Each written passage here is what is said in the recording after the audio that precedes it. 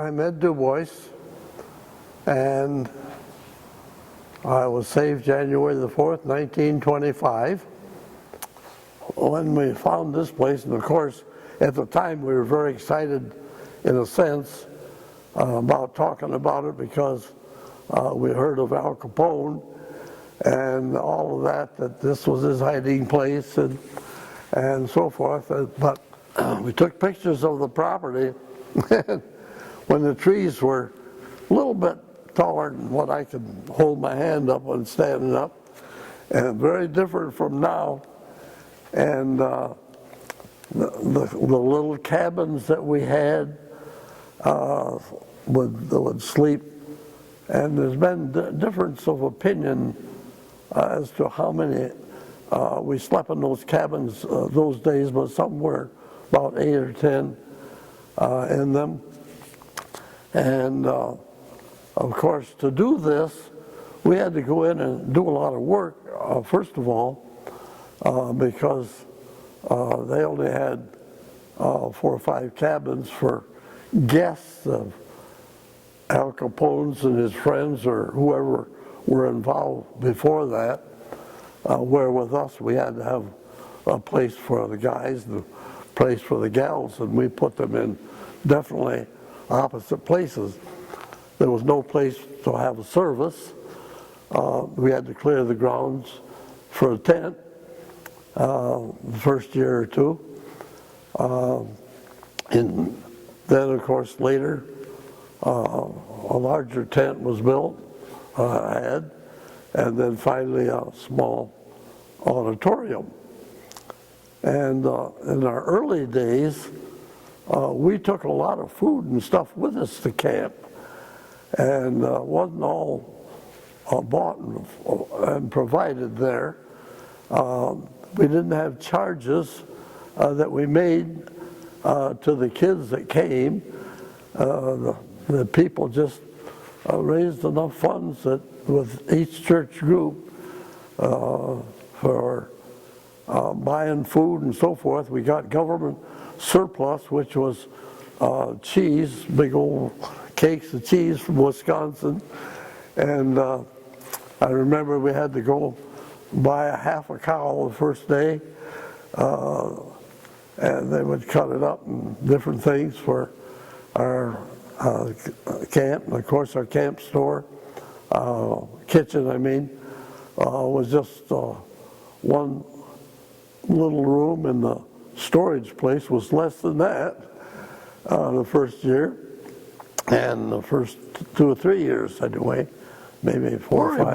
Was almost a time of a real blessing, because the young people would talk about, it was towards the end of the week, and so they would talk about what God had done in their lives that week, and the blessings that it had been, the fellowship that they had with other Christian kids now, instead of next door neighbors in high school and whatever, that some of them had never been with a group of Christians like that, and hearing the Word of God every day, and special things that they had for them besides just the service time and so forth. And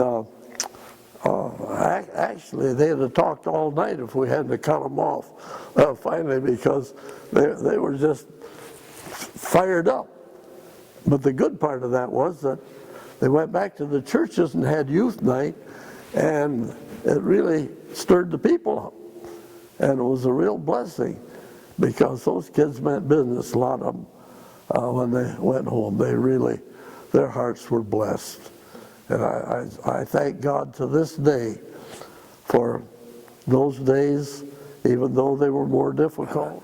There was this lady at that time that came from some institution, some college that she worked in year-round, but we always came up in the summertime when that school didn't need her or something.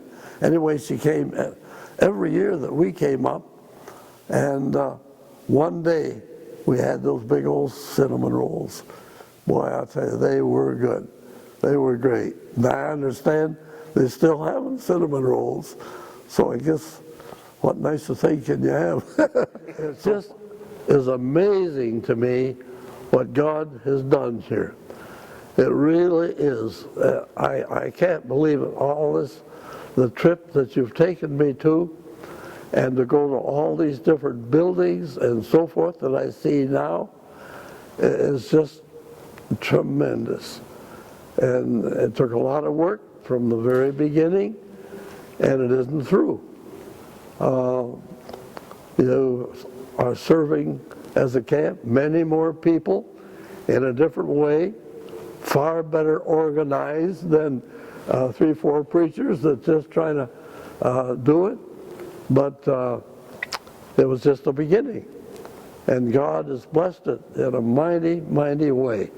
In the buildings and programs and things that I learned today and everything that I've seen, it just amazes me.